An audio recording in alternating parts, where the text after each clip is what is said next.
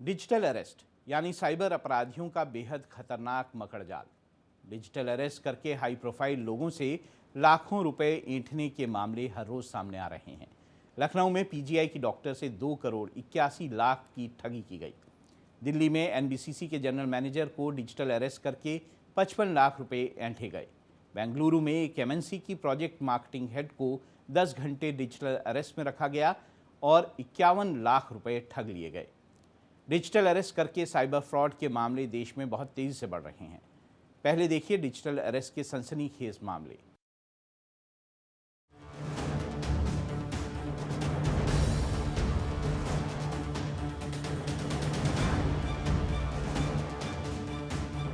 देश में साइबर ठगों का नेटवर्क बहुत तेजी से फैल रहा है। शातिर जालसाज लोगों को ठगने के नए नए तरीके अपना रहे हैं। लाखों करोड़ों की ठगी के लिए डिजिटल अरेस्ट का तरीका सबसे ज्यादा अपनाया जा रहा है। अनजान नंबर से आई एक व्हाट्सएप कॉल, वीडियो कॉल या लिंक आपको कंगाल कर सकता है। हजारों किलोमीटर दूर बैठे साइबर ठग लोगों को डिजिटल अरेस्ट करते हैं और धमकी देकर मोटी रकम ऐंठ लेते हैं। हैरानी की बात यह है कि डॉक्टर, इंजीनियर जैसे हाई प्रोफाइल लोग भी ठगों का शिकार बन रहे हैं। पिछले दिनों दिल्ली, लखनऊ और बेंगलुरु से ऐसे ही सनसनीखेज मामले सामने आए हैं। लखनऊ में पीजीआई की डॉक्टर रुचिका टंडन को 5 दिन डिजिटल अरेस्ट रखा गया और उनसे 2 करोड़ 81 लाख रुपए की ठगी की गई। दिल्ली में एनबीसीसी की जनरल मैनेजर को डिजिटल अरेस्ट करके 55 लाख रुपए ठग लिए गए। बेंगलुरु में एमएनसी की प्रोजेक्ट मार्केटिंग हेड को 10 घंटे डिजिटल अरेस्ट रखा गया और उनसे 51 लाख रुपए ठगे गए। ये तीनों हाई प्रोफाइल मामले देखकर आप समझ सकते हैं कि ठग कितने शातिर हैं और कैसे बड़े बड़े लोगों को अपना शिकार बना रहे हैं। पहले आपको दिखाते हैं कि लखनऊ पीजीआई की डॉक्टर रुचिका टंडन से कैसे ठगी हुई। वारदात बीते 1 अगस्त की है। डॉक्टर के मोबाइल पर अनजान नंबर से कॉल आती है। जालसाज खुद को सीबीआई अधिकारी बताता है और कहता है कि उनके खिलाफ गड़बड़ी की शिकायत मिली है। गिरफ्तारी की धमकी देकर जालसाजों ने डॉक्टर को 5 दिन तक डिजिटल अरेस्ट रखा। इस दौरान डॉक्टर से 2 करोड़ 81 लाख रुपए ट्रांसफर करवा लिए गए। डॉक्टर रुचिका ने 10 अगस्त को साइबर क्राइम थाने में एफआईआर दर्ज कराई। इस मामले में अब तक पुलिस ने 5 राज्यों से 18 शातिरों को पकड़ा है, जबकि 10 और की पहचान की गई है। 2 आरोपियों रॉबिन कुमार और नितिन गुर्जर को पुलिस ने बुधवार को लखनऊ बस अड्डे से पकड़ा है। दोनों सॉफ्टवेयर इंजीनियर हैं। साइबर टीम की जांच में जो खुलासा हुआ है वो हैरान कर देने वाला है। ठगी की रकम सऊदी अरब के अलग अलग बैंक खातों में ट्रांसफर की जाती थी। नौकरी का लालच देकर जालसाज बेरोजगार युवकों से उनके डॉक्यूमेंट्स लेते थे और फर्जी कंपनी के नाम पर बैंक खाते खुलवाते थे। आरोपी इन खातों का ATM card, net banking, ID password आदि खुद ऑपरेट करते थे। इन्हीं खातों में ठगी की रकम ट्रांसफर कराई जाती थी और फिर रकम को ऐप के जरिए क्रिप्टो में कन्वर्ट कर सऊदी के खातों में ट्रांसफर किया जाता था। यानी साइबर ठगी के मास्टरमाइंड सऊदी अरब में बैठे हैं और इंडिया में गिरोह का संचालन कर रहे हैं। कमीशन के जरिए पूरा नेटवर्क ऑपरेट होता है। एक और मामले में सऊदी अरब के खातों में 47 करोड़ रुपए का ट्रांजैक्शन किया गया है। साइबर क्राइम टीम अब सऊदी अरब में बैठे मास्टरमाइंड के बारे में जानकारी जुटा रही है। इन खातों में रकम ट्रांसफर हुई, उनकी भी जांच जारी है। देखिए, कोविड-19 के बाद इतना डर और पैनिक हम सबके हृदय में छा चुका है कि ठीक इसी डर और पैनिक को वेपनाइज, हथियार के तौर पर इस्तेमाल करते हैं ये साइबर क्रिमिनल्स और आपको डराते हैं। कहते हैं कि अगर आप उनके डिमांड नहीं मांगेंगे, आपके खिलाफ एफआईआर होगी, आपकी बच्चों को मार दिया जाएगा, आपको जानो माल को नुकसान पहुंचाया जाएगा। लखनऊ की तरह दिल्ली में एनबीसीसी के जनरल मैनेजर को साइबर अरेस्ट किया गया। खबर के मुताबिक स्कैमर ने कस्टम अधिकारी बनकर कॉल किया और कहा कि मुंबई एयरपोर्ट से बोल रहा है। आपके नाम का पार्सल मिला है जिसमें फर्जी पासपोर्ट, एटीएम कार्ड और ड्रग्स मिला है। धमकी देकर शातिरों ने अधिकारी से 55 लाख रुपए ऐंठ लिए। बेंगलुरु में एमएनसी की प्रोजेक्ट मार्केटिंग हेड को भी कस्टम अधिकारी बनकर स्कैमर ने कॉल किया और ड्रग तस्करी की धमकी देकर डिजिटल अरेस्ट कर लिया। गिरफ्तारी का डर दिखाकर आरोपियों ने 51 लाख रुपए ठग लिए। दिल्ली पुलिस ने एनबीसीसी के अधिकारी से ठगी के 3 आरोपियों को पकड़ा है। लखनऊ की तरह इस मामले में भी फर्जी कंपनियों के जरिए ठगी की रकम विदेश भेजी गई। मतलब ये है कि कि पूरा रैकेट विदेश से संचालित किया जा रहा है। ठगों का नेक्सस इतना मजबूत है कि वो आसानी से हाई प्रोफाइल लोगों को टारगेट कर लेते हैं। कभी पुलिस वाला आपको वीडियो कॉल पर कॉल करके आपको संपर्क नहीं स्थापित करेगा, वो आपके घर आएगा, आपके यहाँ कागज देगा, सर्च वारंट देगा। तो मुझे लगता है आप डरिए नहीं, ये नए प्रकार का साइबर क्राइम है और ये आज बहुत तेज रफ्तार से प्रचलित होता जा रहा है। जितने आप जागरूक रहेंगे, सतर्क रहेंगे, सावधान रहेंगे, उतना संभावित तौर पर आप डिजिटल अरेस्ट के जैसे साइबर क्राइम के शिकार होने से बच पाएंगे। अब आइए जरा ये भी समझ लीजिए कि डिजिटल अरेस्ट होता क्या है। स्कैमर सीबीआई या कस्टम अधिकारी बनकर कॉल करते हैं, पार्सल, ड्रग, मनी लॉन्ड्रिंग और धोखाधड़ी के जरिए धमकी देते हैं। वीडियो कॉल में थाना या जांच एजेंसी की तरह बैकग्राउंड दिखाते हैं, डरा धमका कर शख्स को उसके घर में ही अरेस्ट कर लेते हैं। बैंक अकाउंट सीज करने और गिरफ्तारी का नाटक करते हैं। ऐप डाउनलोड कराकर फर्जी डिजिटल फॉर्म भी भरवाते हैं। मनी लॉन्ड्रिंग और ड्रग तस्करी में गिरफ्तारी से लोग डर जाते हैं और जालसाजों के कहने पर पैसे ट्रांसफर कर देते हैं। आरोपी धीरे धीरे कई बार में पैसे ट्रांसफर कराते हैं और पीड़ित शख्स को वीडियो कॉल पर ही रखते हैं ताकि वो किसी से मदद ना मांग सके। कई बार तो हफ्तों तक डिजिटल अरेस्ट रखा जाता है। दिल्ली समेत बड़े शहरों में साइबर क्राइम के मामले बहुत ज्यादा बढ़ चुके हैं। दिल्ली पुलिस ने पिछले दिनों डेटा जारी किया था, जिसके मुताबिक राजधानी में हर रोज साइबर क्राइम की 1700 शिकायतें दर्ज होती हैं। साइबर हेल्पलाइन नंबर 1930 पर हर महीने 55,000 से 60,000 कॉल आते हैं। ज्यादातर कॉल फाइनेंशियल और दूसरे फ्रॉड से जुड़े होते हैं।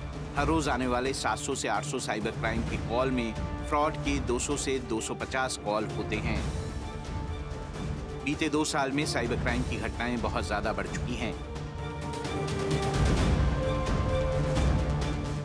रिजर्व बैंक की एक रिपोर्ट के मुताबिक साल 2023 में पूरे देश में 30,000 करोड़ रुपए से अधिक की धोखाधड़ी हुई। हाउस अरेस्ट में नकली पुलिस स्टेशन, सरकारी कार्यालय दिखाकर ईडी जैसी वर्दी पहनकर ठगी के हथकंडे अपनाए जा रहे हैं। पिछले कुछ सालों में देश के तमाम बैंकों ने धोखाधड़ी के 65,017 मामलों की जानकारी दी है, जिससे करीब 4.69 लाख करोड़ रुपए का नुकसान हुआ है। पिछले साल अमेरिका के यूटा शहर से साइबर किडनैपिंग का सनसनीखेज मामला सामने आया था। एक चीनी छात्र को वर्चुअली किडनैप किया गया और परिवार से $80,000 की फिरौती मांगी गई। स्कैमर की धमकी से डरे 17 साल के छात्र ने उनके कहने पर खुद को आइसोलेट कर लिया और कई दिनों तक पहाड़ों पर अकेले रहता रहा। यानी डिजिटल अरेस्ट से बहुत ज्यादा सतर्क और सावधान रहने की जरूरत है। किसी भी हाल में संदिग्ध नंबर पर रिस्पॉन्ड ना करें। अब इस खबर का दूसरा पहलू देखिए। साइबर फ्रॉड का शिकार हम अपनी गलती से ही होते हैं, कभी लालच की वजह से तो कभी डर की वजह से। झांसे में आकर लोग स्कैमर्स के जाल में फंसते हैं और कंगाल हो जाते हैं। इसका दूसरा पहलू ये भी है कि साइबर क्राइम रोकने में हमारी पुलिस और सुरक्षा एजेंसियां नाकाम साबित हो रही हैं, क्योंकि शातिर अपराधी जो हैं उन तक पहुंचना बेहद मुश्किल होता जा रहा है।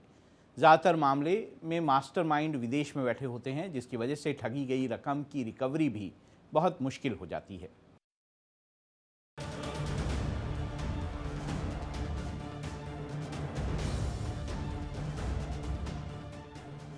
देश में साल दर साल बढ़ते साइबर क्राइम के मामले चिंता का विषय बन चुके हैं।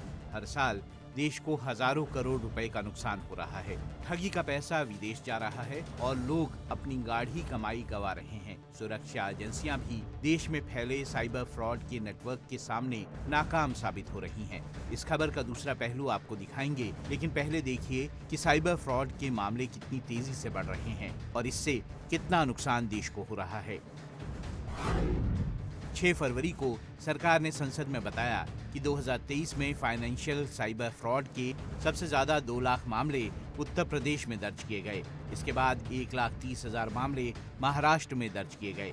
गुजरात में 1,20,000 मामले दर्ज हुए, जबकि राजस्थान और हरियाणा में 80,000 मामले दर्ज हुए हैं।